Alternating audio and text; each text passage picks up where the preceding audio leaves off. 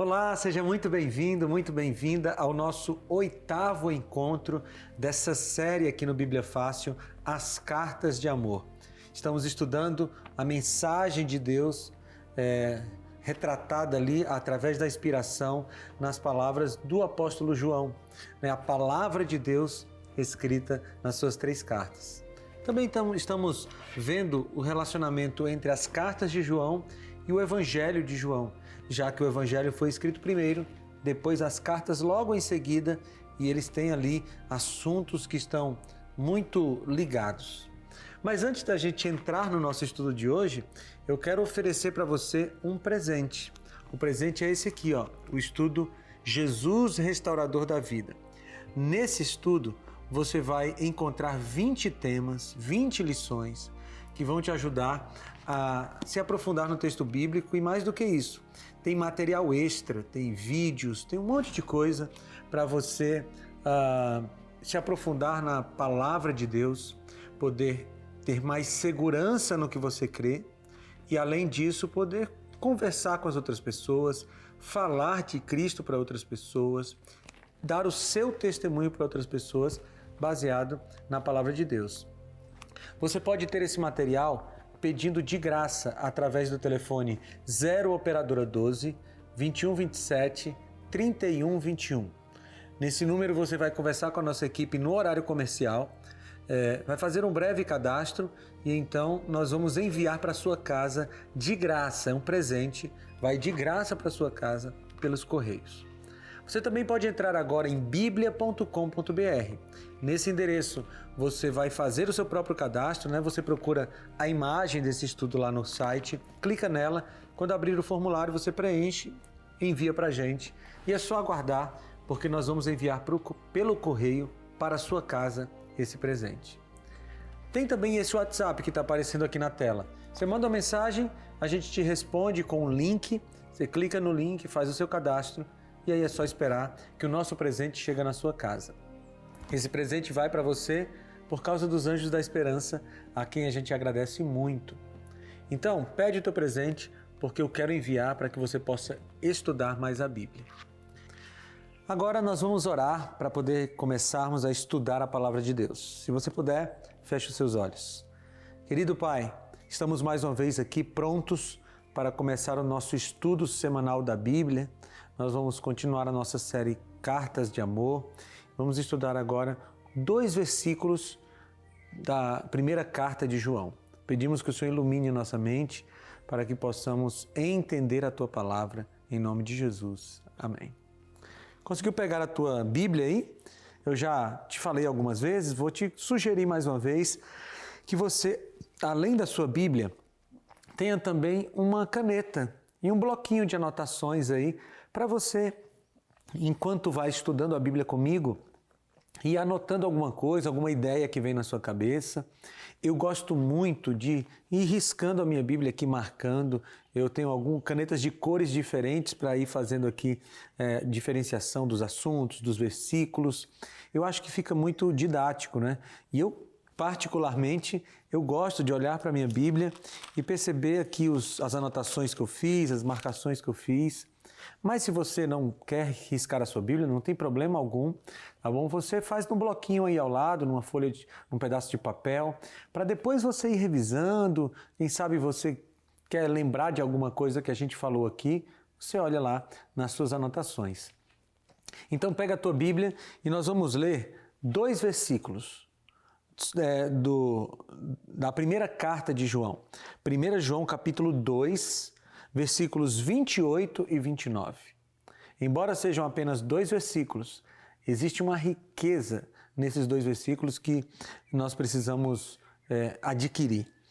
28 e 29 diz assim: Filhinhos, agora permaneçam nele, para que quando ele se manifestar, tenhamos confiança e não sejamos envergonhados diante dele na sua vinda. Se vocês sabem que ele é justo, saibam também que todo aquele que pratica a justiça é nascido dele. As cartas de João foram escritas para encorajar os crentes em tempos muito difíceis. estava acontecendo uma grande perseguição no Império Romano contra os cristãos. Sabe, aquela perseguição do Império Romano estava matando cristãos. Inclusive, o apóstolo Pedro, o apóstolo Paulo, o apóstolo Tiago, todos eles foram mortos pelo Império Romano. Paulo decapitado, Pedro crucificado de cabeça para baixo, Tiago foi morto na prisão. Todos esses apóstolos e muitos outros cristãos estavam sendo perseguidos e executados pelo Império Romano. O contexto de perseguição não é um contexto confortável, é verdade. E nós não devemos buscar a perseguição. Não é nosso papel buscar a perseguição. Mas é verdade que todas as vezes que nós nos posicionamos ao lado da Bíblia, nos posicionamos ao lado do que é correto, nos posicionamos ao lado dos princípios divinos, a perseguição acaba acontecendo. Acontece porque nós estamos no mundo mau, no mundo do grande conflito, no mundo no qual as forças das trevas estão sempre tentando suplantar as forças do bem. Por causa dessa perseguição e de pessoas que se colocam ao lado das forças das trevas, nós, cristãos, aqueles que querem seguir a palavra, muitas vezes são perseguidos. E João tinha sentido na pele aquela perseguição, a perseguição do Império Romano. Primeiro, porque ele tinha perdido seus amigos para a perseguição do Império Romano. Como eu te falei, os companheiros de ministério de João, Tiago, Pedro, o apóstolo Paulo, eles tinham sido brutalmente mortos pelo Império Romano. Você imagina alguém ser decapitado? Imagina alguém ser crucificado de cabeça para baixo. João tinha sentido essa questão da perseguição na sua pele. Ele tinha sofrido por causa dos seus amigos. Mas ele também sentiu na sua própria vida o efeito dessa perseguição. Porque, como eu te falei lá no primeiro episódio, João foi preso. Ele foi levado a Roma e preso. E o imperador o condenou a morrer num caldeirão de óleo fervente. E aí a história diz que João foi colocado naquele caldeirão e normalmente, naturalmente, uma pessoa morreria nos primeiros segundos. Mas João não sofreu nada, mesmo sendo colocado dentro de um caldeirão de óleo fervente. Como o imperador percebeu que não dava para matá-lo, então o imperador mandou João para a ilha de Patmos, o exilou lá. Ele queria isolar João de todos os cristãos, da influência de João. Imagine alguém que foi colocado dentro de um caldeirão de óleo fervente e escapou. Seria uma influência tremenda. Então o imperador manda João para a ilha de Patmos para o exilar lá. E lá na ilha de Patmos acontece outra bênção, porque é da ilha de Patmos que João escreve o Apocalipse. Um livro que tem revelado esperança para tanta gente e que tem dado certeza da vitória e da salvação futura. Quando João saiu da ilha de Patmos, ele foi para Éfeso. E lá em Éfeso, ainda num contexto de perseguição, num contexto de medo, num contexto de ameaça de morte, João escreveu o seu evangelho e escreveu as 3 cartas por volta do ano 96.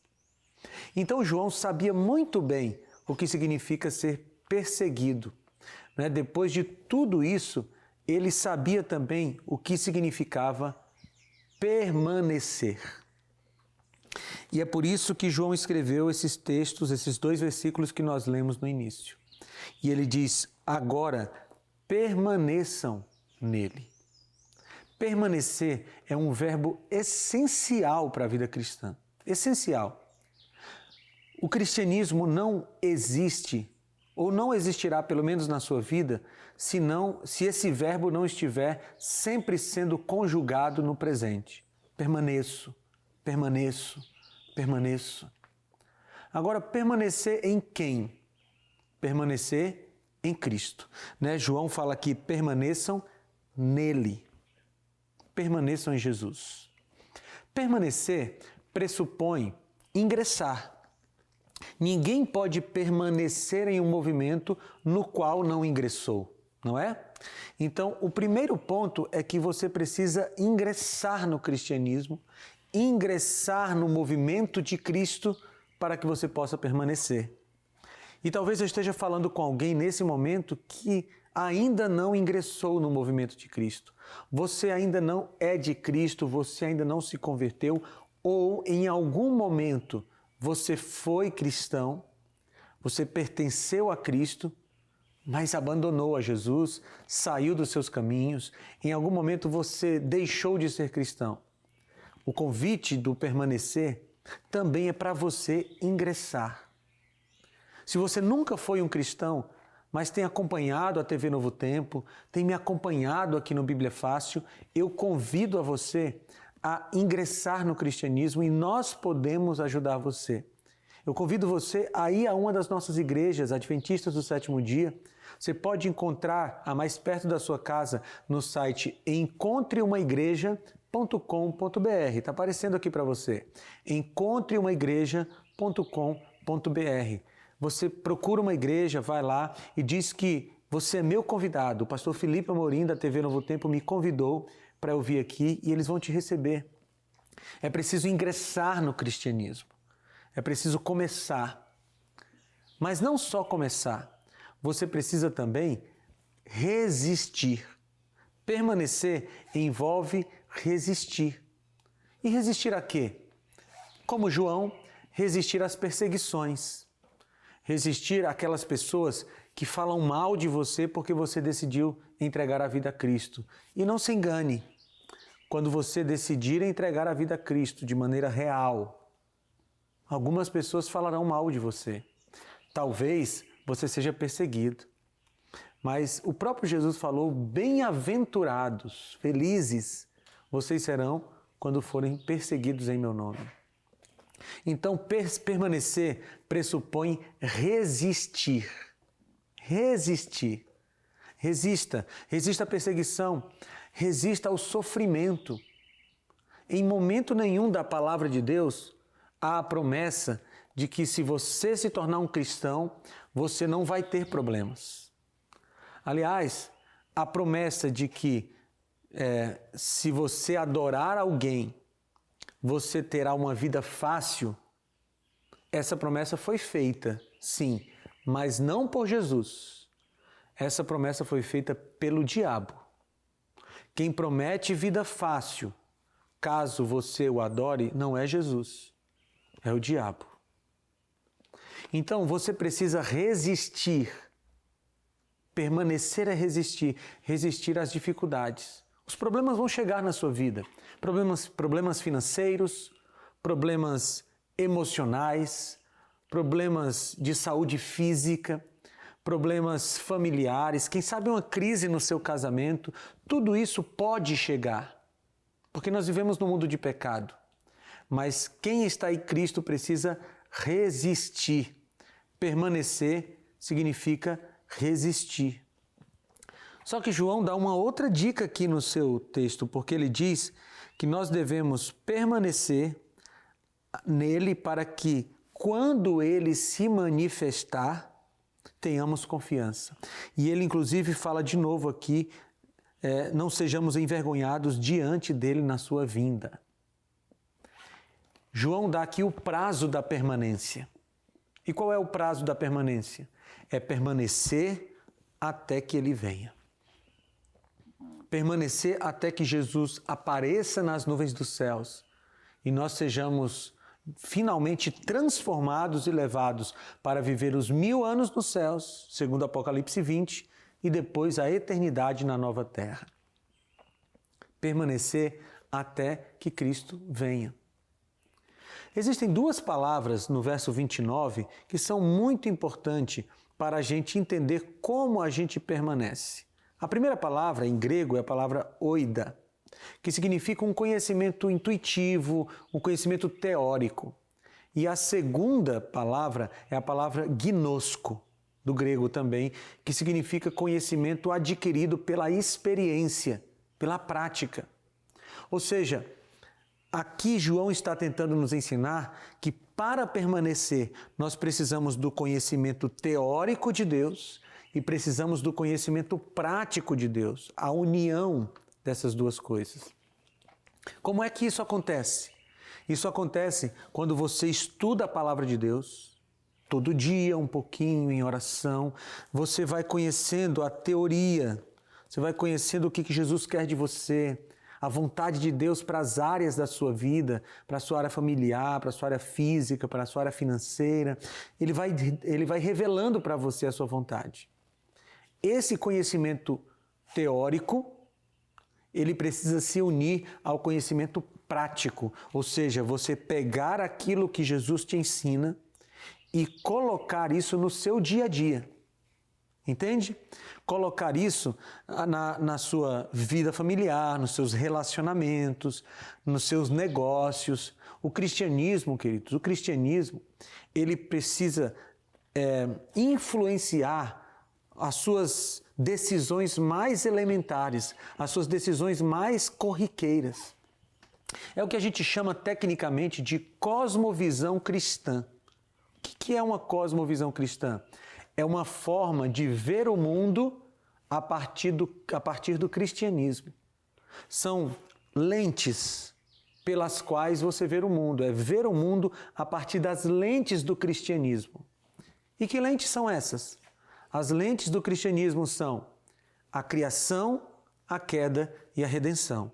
Nós vemos o mundo a partir dessas três lentes, sabendo que Deus criou tudo perfeito, sabendo que um dia aconteceu a queda, mas que um dia Jesus voltará. Ele já nos remiu na cruz e Ele voltará para restaurar tudo.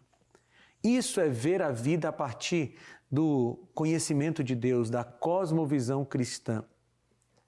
Portanto, você precisa entender a palavra e praticar a palavra.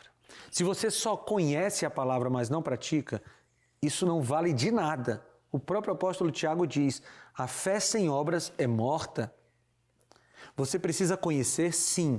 Estudar a Bíblia é importante, é necessário. Mas aplicar a Bíblia na sua vida é tão necessário quanto. Não dá para apenas conhecer, entende? Você precisa conhecer e praticar. E isso envolve permanecer. Permanecer é uma ênfase do cristianismo. Uma ênfase muito forte.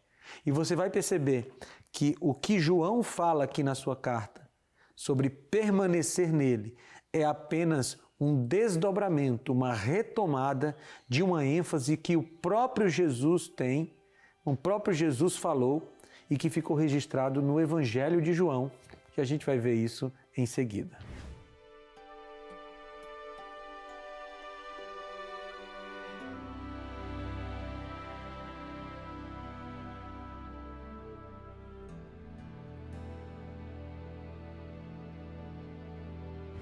No discurso de despedida de Jesus, o tema da permanência foi muito forte. Jesus dedicou uma boa parte do seu discurso para incentivar e para dizer que os discípulos e nós cristãos deveríamos permanecer nele. Veja, a permanência, como eu te falei anteriormente, é uma parte fundamental do cristianismo. Porque se você não permanece, se você é um cristão que é instável, hoje você está com Cristo, amanhã você o abandona, aí depois você volta de novo e abandona de novo, você corre o risco de, em um desses momentos de abandono, você perder a sua vida e morrer perdido. Já pensou que tragédia? Permanecer em Jesus é uma necessidade. Eu queria convidar você para ir para o Evangelho de João. Novamente, vamos ver essa ligação entre a carta, ou as cartas de João, e o Evangelho. João capítulo 13, aqui a partir do capítulo 13 você tem o discurso de despedida de Jesus. Ele estaria, em pouco tempo seria morto na cruz do Calvário, depois ficaria sepultado, ressuscitaria ao terceiro dia e iria para o céu. Então Jesus começa a preparar os seus discípulos nesse período aqui. E dentro desse discurso ele coloca a questão da permanência aqui em João capítulo 15. Então nós vamos agora dedicar alguns minutos para o estudo de João, capítulo 15, porque aqui Jesus falou o que significa permanecer. Então, você está com a sua Bíblia aberta? Vamos ler aqui João, capítulo 15, os 3 primeiros versículos. Dizem assim: Eu sou a videira verdadeira, e o meu Pai é o agricultor. Todo ramo que estando em mim não dá fruto, ele corta, e todo que dá fruto, ele poda, para que dê mais fruto ainda. Vocês já estão limpos pela palavra que tenho falado. Permaneçam em mim, e eu permanecerei em vós. Nenhum ramo pode dar fruto por si mesmo, se não permanecer na videira. Vocês também não podem dar fruto, se não permanecerem em mim. Jesus usa uma metáfora muito conhecida entre os judeus para falar da necessidade da permanência.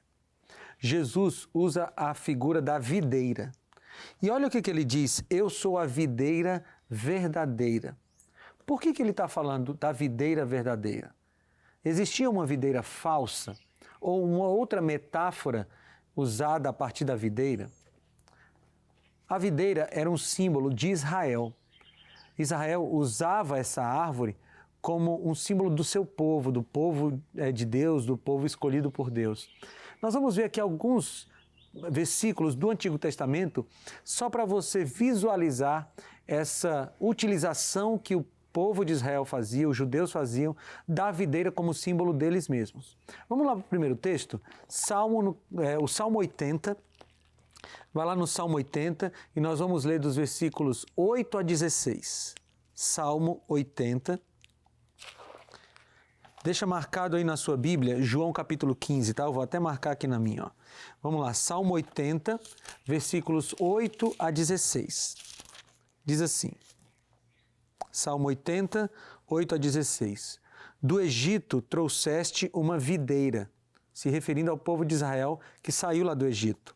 Expulsaste as nações e a plantaste, limpaste o terreno e ela lançou raízes e encheu a terra. Os montes foram cobertos pela sua sombra e os mais altos cedros pelos seus ramos. Versículo 11.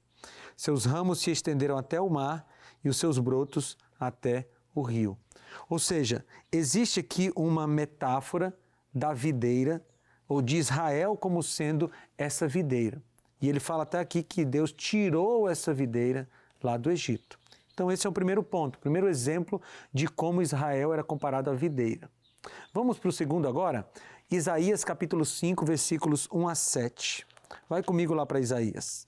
Isaías, o profeta messiânico, aqui no capítulo 5, nos versículos 1 a 7.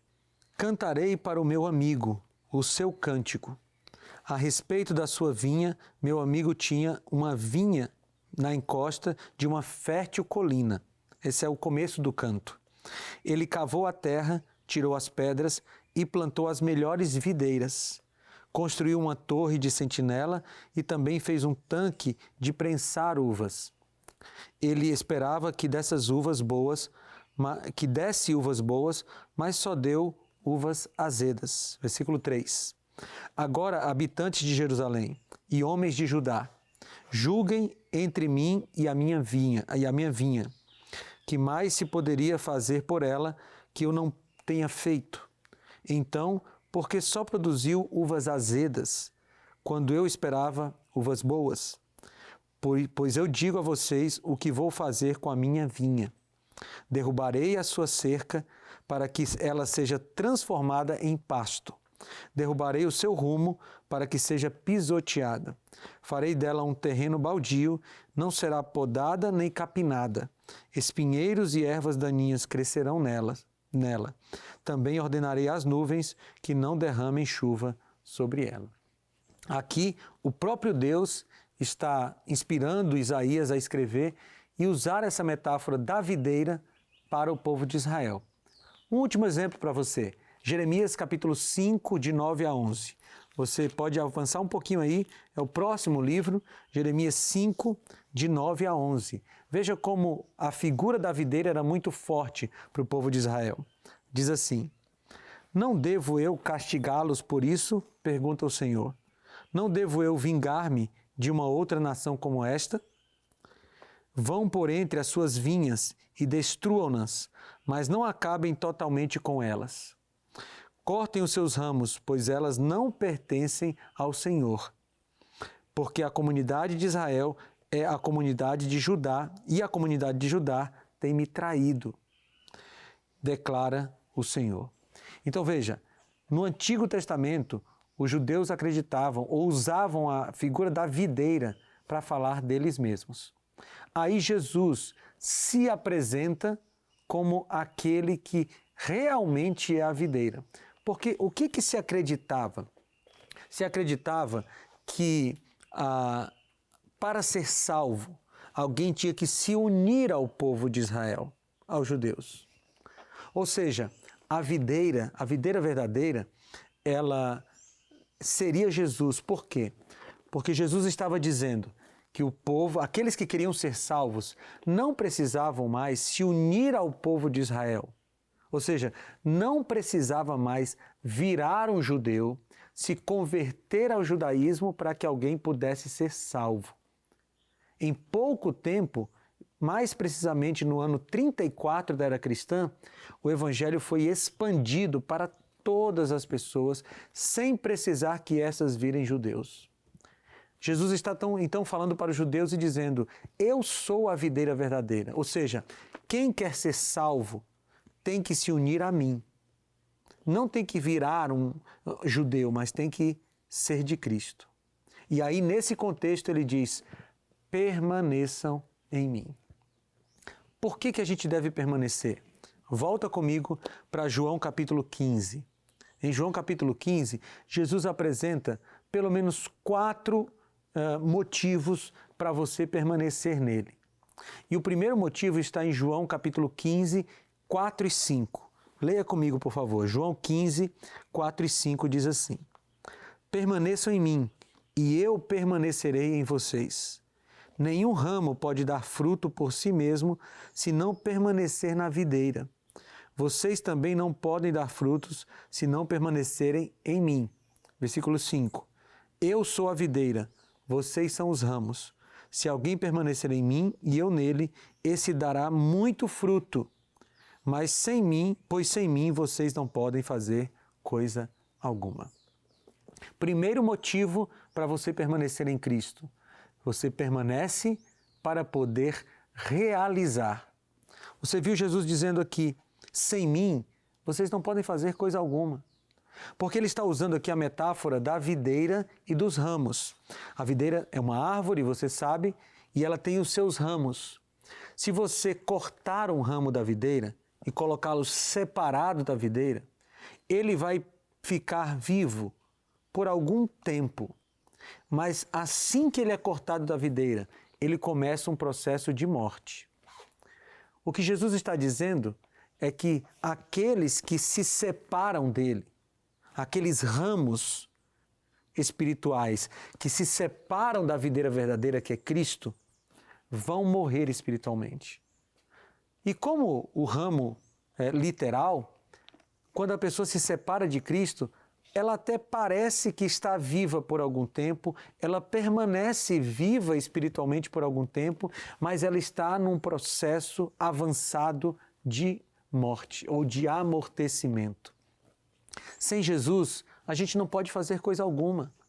Sem Jesus, nós não conseguimos realizar nada, porque a Bíblia diz que Ele coloca em nós tanto o querer quanto o realizar.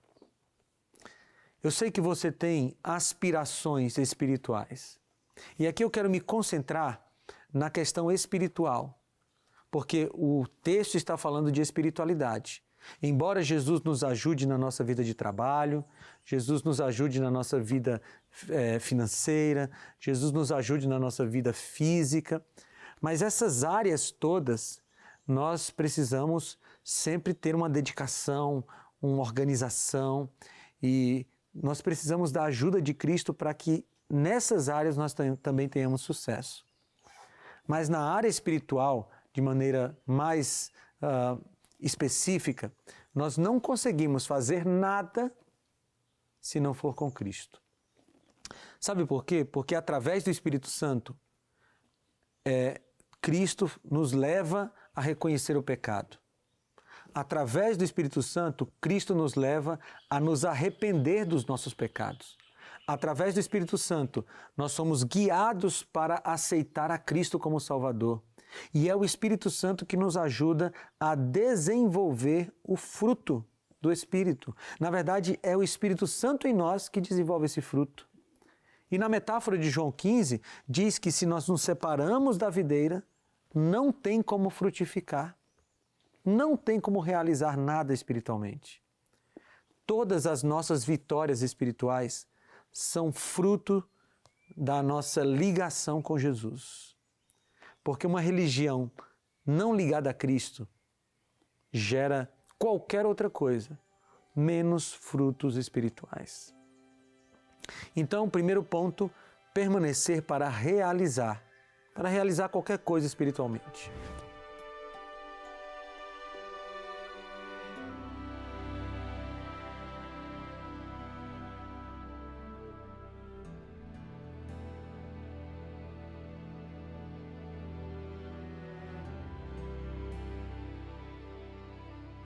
Segundo ponto que Jesus esclarece aqui ou apresenta é permanecer para poder ser salvo. Eu quero que você leia comigo João, capítulo 15, no versículo 6. Vamos ler juntos? João 15, 6 diz assim: Se alguém não permanece em mim, será como o ramo que é jogado fora e seca. Tais ramos são apanhados, lançados ao fogo e queimados. Aqui tem uma figura do juízo final, porque no juízo final há essa linguagem de ramos que são jogados para serem queimados. Você pode ver isso tanto em Apocalipse 14, quanto em em Mateus capítulo 13, você vai ver essa metáfora de ramos sendo jogados para serem queimados. Aqui em João capítulo 15, versículo 6, Jesus está dizendo que os ramos que se separam dele secarão e serão jogados no fogo para serem queimados. O recado de Cristo é muito claro. Qualquer cristão que se separa dele não vai encontrar vida eterna. Porque a vida eterna não está em nós, no que nós fazemos ou deixamos de fazer. A vida eterna está em Cristo. Ele é a vida eterna. E nós só conseguimos ter vida eterna se estivermos ligados a Ele. Portanto, a gente permanece nele também para sermos salvos. Porque na hora que você se desliga de Cristo, sim, você perde a sua salvação. Você já deve ter escutado por aí alguém que disse, uma vez salvo, salvo para sempre. Mas esse não é um ensinamento bíblico. Se você está salvo hoje, você precisa estar salvo amanhã, permanecendo em Cristo. E salvo depois de amanhã, permanecendo em Cristo também, e até a volta de Jesus. Você precisa permanecer para ser salvo. Entende isso? Mas tem outro ponto que Jesus levanta. Você precisa permanecer para poder receber. Leia comigo João 15, versículo 7. Diz assim: Se vocês permanecerem em mim e as minhas palavras permanecerem em vocês, pedirão o que quiserem e será concedido. Esse texto precisa ser bem entendido. Jesus está dizendo, vocês permanecem em mim e a minha palavra permanece em vocês. Aí vocês pedem o que quiserem e serão respondidos, atendidos. Como é que isso funciona? Ora, é lógico que a gente não recebe tudo que a gente pede de Jesus, mas aqui tem um segredo nesse texto. Porque muitas vezes nós pedimos coisas que não serão para os nossos bens, para o nosso bem. Nós pedimos coisas a Jesus que não seriam para o nosso bem se Ele nos desse. Então, qual é o segredo aqui? O segredo é a palavra de Deus permanecer em nós. Porque quando a palavra de Deus está em nós, nós começamos a desejar aquilo que Deus deseja. Nós começamos a ter a mente de Cristo, como o apóstolo Paulo diz. E quando a gente deseja o que Deus deseja, Aí nós começamos a pedir as coisas certas. E quando nós pedimos as coisas certas, aí Deus nos atende. Então é permanecer nele. Permanecer para poder receber aquilo que é bom para nós. E o último ponto que Jesus levanta é permanecer para frutificar. João capítulo 15, versículo 8, diz assim: Meu Pai é glorificado pelo fato de vocês darem muito fruto, assim serão meus discípulos. A metáfora é muito clara, não é? Um galho, um ramo que se separa da videira, que se separa da árvore, não dá mais frutos. Ele vai morrer. E espiritualmente falando, é a mesma coisa. Quando nós nos separamos de Cristo, nós paramos de frutificar. Então, permanecer nele é uma forma da gente dar fruto. E quais são esses frutos? A gente pode resumi-los com Gálatas capítulo 5. O fruto do Espírito: amor, paz, amabilidade, benignidade, domínio próprio, mansidão. Esses frutos ou esses aspectos do fruto do Espírito nascem na nossa vida quando nós estamos unidos a Cristo. Então, permanecer é necessário, permanecer é fundamental e permanecer em Cristo é a única forma da gente encontrar salvação.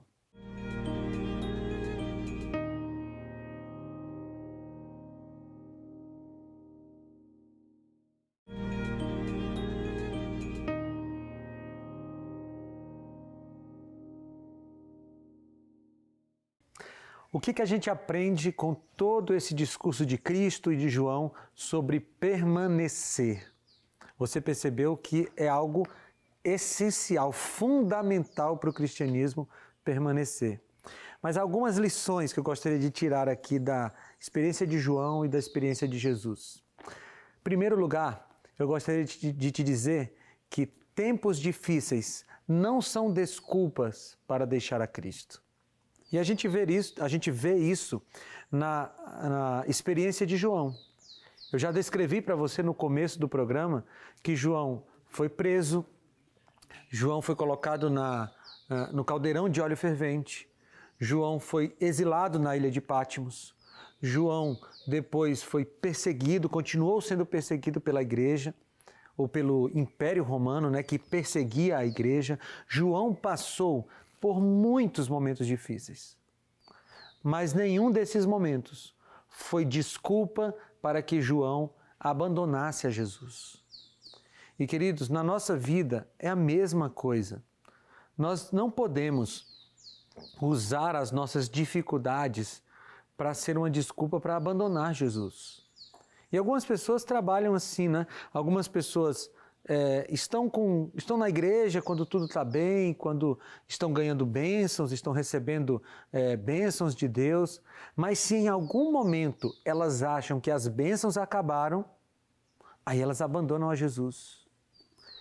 Esse é um relacionamento com Jesus baseado na troca. E nós não podemos viver um cristianismo baseado na troca. Existem algumas teologias por aí que não são bíblicas, como a teologia da prosperidade. Essa teologia da prosperidade defende que o cristão precisa prosperar financeiramente para ter um sinal da bênção de Deus na sua vida. Mas você não encontra isso em nenhum lugar da Bíblia. A Bíblia não diz que um cristão vai ter sempre sucesso profissional. A Bíblia não diz isso. Cristãos enfrentam problemas profissionais. A Bíblia não diz que um cristão vai ser sempre rico. Cristãos enfrentam problemas financeiros. A Bíblia não diz que um cristão vai ter sempre saúde. Em lugar nenhum. Cristãos enfrentam problemas de saúde. Cristãos adoecem. Cristãos morrem. É só você pensar no amigo de Jesus, Lázaro. Lázaro era íntimo de Jesus, Jesus frequentava a casa de Lázaro. Mas, no momento, Lázaro adoeceu e morreu. E quando foram falar com Jesus, lá em João capítulo 11, disseram para Jesus: o teu amigo Lázaro, a quem amas, está doente. Os amigos de Jesus também adoecem. Os amigos de Jesus também morrem. Os amigos de Jesus sofrem. E a morte, o sofrimento, a dificuldade, os desafios, nada disso é desculpa para você abandonar a Jesus. Nada disso. Sabe, segunda coisa que a gente pode aprender e deve aprender é que perseguição não é motivo para deixar a Cristo. Eu quero ler com você um texto lá do Evangelho de João. João capítulo 16, versículo 33. Abra sua Bíblia comigo. João 16, 33. No final do discurso de Jesus de despedida, ele diz assim: Eu disse a vocês estas coisas, para que em mim vocês tenham paz. No mundo, neste mundo, vocês terão aflições. Contudo, tenham bom ânimo, eu venci o mundo. Jesus não engana ninguém, não enganou ninguém quando esteve na terra, e a sua palavra não nos engana. Jesus disse: No mundo tereis aflições, mas tende bom ânimo, eu venci o mundo. Ou seja, está muito claro na teologia bíblica que nós teríamos que enfrentar dificuldades. E essas perseguições não podem ser desculpa para a gente abandonar a Cristo. As perseguições não podem ser um combustível para a gente ir embora da fé, para a gente esquecer a Jesus. Não podem. Porque a gente tem vários exemplos em todo o texto bíblico de pessoas que continuaram com Jesus, mesmo sendo perseguidas. Só você olhar para os discípulos, João, Pedro, Tiago, Paulo, todos eles foram perseguidos, mas continuaram firmes na fé. Outra coisa que a gente deve deve dar a nossa atenção, uma coisa para a qual a gente deve dar a nossa atenção é que permanecer envolve ingressar na fé. E talvez você nem esteja ainda permanecendo, porque não ingressou. Mas como eu já fiz o convite, procure uma igreja. O site é encontreumaigreja.com.br. Procure uma igreja e você pode ingressar no reino de Deus, aceitando o rei e participando da sua comunidade. E você pode permanecer em Cristo assim. Mas permanecer em Cristo também envolve resistir firmemente. E eu quero ler um texto com você que está em 2 Coríntios. É um testemunho de Paulo, do apóstolo Paulo. Vai lá para 2 Coríntios, lá no capítulo 11, 2 Coríntios capítulo 11, e nós vamos ler a partir do versículo 24. 2 Coríntios 11, 24. Aqui tem um testemunho do apóstolo Paulo. Leia comigo. Diz assim: 5 vezes recebi dos judeus 39 açoites. 3 vezes fui golpeado com varas. 1 vez apedrejado. 3 vezes sofri naufrágio. Passei 1 noite e 1 dia exposto à fúria do mar. Estive continuamente viajando de uma parte a outra. Enfrentei perigos nos rios, perigos de assaltantes, perigos dos meus compatriotas, perigos dos gentios, perigos na cidade, perigos no deserto, perigos no mar, perigos dos falsos irmãos. Trabalhei arduamente, muitas vezes fiquei sem dormir. Passei fome e sede, e muitas vezes fiquei em jejum. Suportei frio e nudez. Além disso, enfrento diariamente uma pressão interior, a saber, a minha preocupação com todas as igrejas. O apóstolo Paulo sofreu pressões inimagináveis. Imagine se essa fosse a sua biografia.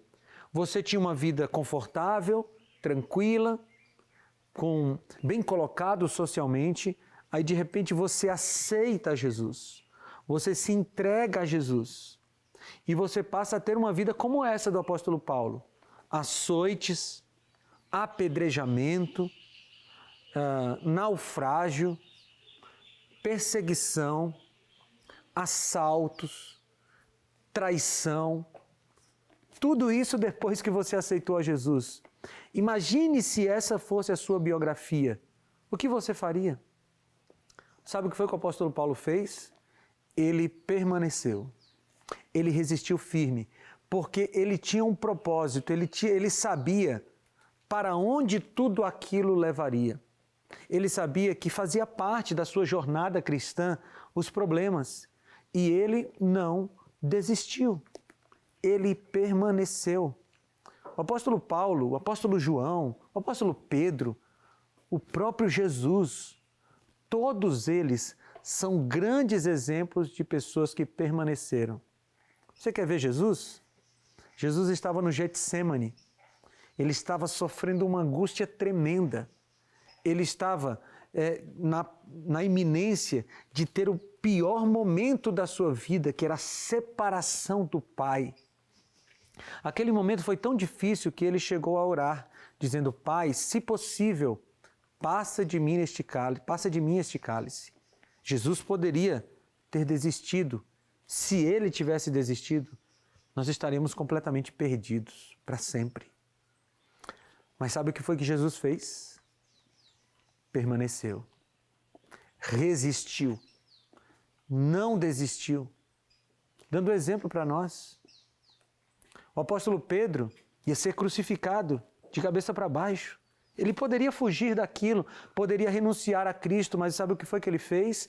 Ele resistiu, permaneceu, mesmo sendo perseguido. Nós poderíamos dar o exemplo de todos os apóstolos, todos os discípulos. Eles resistiram firmemente. Mas a história continua. E nós temos grandes homens e mulheres de Deus ao longo da história que durante o Império Romano resistiram. Há uma frase dita naquele contexto do Império Romano que dizia que o sangue dos cristãos era como semente. Porque quando morria um cristão, outros surgiam e os cristãos resistiam firmemente, mesmo sob a ameaça de castigos sobre-humanos, que os seres humanos não resistiriam se não estivessem ao lado de Cristo. Os nossos mártires do período do Império Romano resistiram, permaneceram. Na Idade Média, nós temos outros tantos mártires que permaneceram. Gente que estava sendo morta, queimada viva na fogueira. Gente que sofria aflições terríveis, mas que não desistiu. E essa bandeira foi sendo passada dos discípulos, dos apóstolos, para os cristãos do primeiro século, para os mártires do Império Romano, para os mártires da Idade Média, para os mártires da Idade Moderna. E essa bandeira vai correndo e chega até nós. E quando chega até nós, a pergunta é: você vai permanecer? Você vai resistir? Você vai continuar com Cristo? Sabe o que nos motiva a continuar com Jesus? É que em breve, muito em breve, Jesus vai voltar e Ele dará a recompensa a todos aqueles que permanecerem. Está chegando o momento da nossa música. E o momento da nossa música é o momento de você falar com Deus e dizer para Ele: Senhor, não está fácil a minha vida. Tem muitos desafios, muita perseguição, muito sofrimento. Mas apesar de tudo isso, eu permanecerei. Permanecerei por Tua graça e por Tua misericórdia. Faça essa oração enquanto você ouve essa música.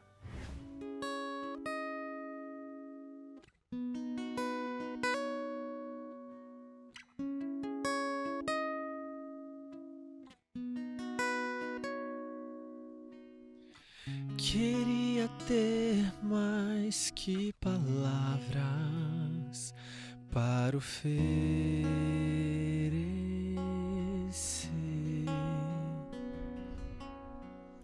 ou escrever as mais belas poesias para cantar do amor.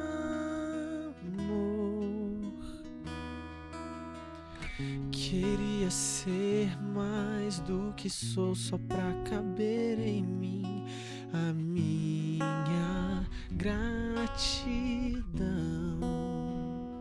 Mas aprendi que para te fazer feliz mais vale a minha devoção, a vida em consagração.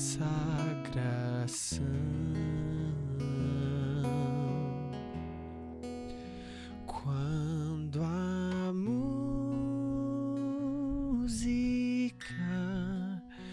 terminar, vai começar o meu louvor. Canções de um coração que não se esconderão por trás de belas melodias, sincera, silente adoração.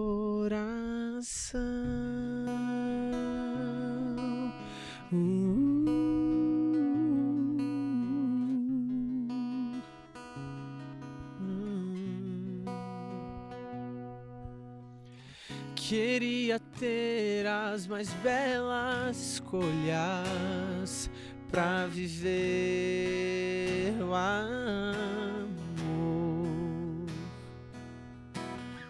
e trazer em cada gesto, em cada palavra ditar a tua essência, ó Deus. É o silêncio de uma vida que revela a verdadeira gratidão. E eu aprendi que para te fazer feliz mais vale a minha devoção, a vida em consagração.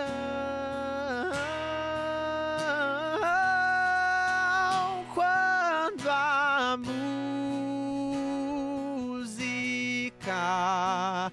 terminar, vai começar o meu louvor. Canções de um coração que não se esconderão por trás de belas melodias, sincera, silente adoração.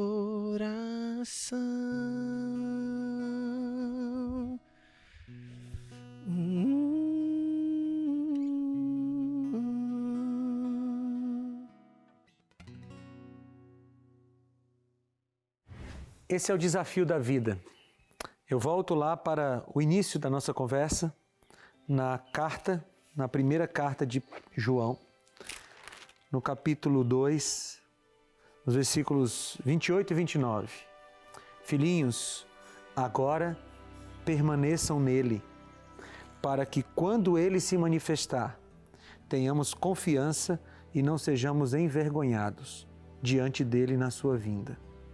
Se vocês sabem que ele é justo, saibam também que todo aquele que pratica a justiça é nascido dele. O grande desafio, mas a grande recompensa da vida cristã é permanecer em Jesus, dia após dia, sem perder o foco na vinda dele. Se você mantiver o seu foco nesse planeta, se você mantiver o seu foco nas pessoas desse planeta, você vai acabar desistindo. Isso é a realidade. Mas se você mantiver o seu foco em Cristo e na segunda vinda, nada vai tirar você de Jesus. Você vai continuar sendo um galho preso à videira. Vamos orar? Senhor, me ajuda a permanecer em Ti. E ajuda essa pessoa que me assiste agora a permanecer em Ti. Mesmo que seja difícil, mesmo que as perseguições sejam grandes. Nos dá forças para permanecermos em Ti. Em nome de Jesus. Amém. Amigos, esse foi o nosso tema de hoje. Espero que tenha motivado você a permanecer em Jesus. E a gente se encontra na semana que vem para continuarmos essa nossa série, As Cartas de Amor, o estudo das cartas de João. Nosso encontro é aqui na TV Novo Tempo, sexta-feira que vem, às 10 da noite. A gente se vê lá.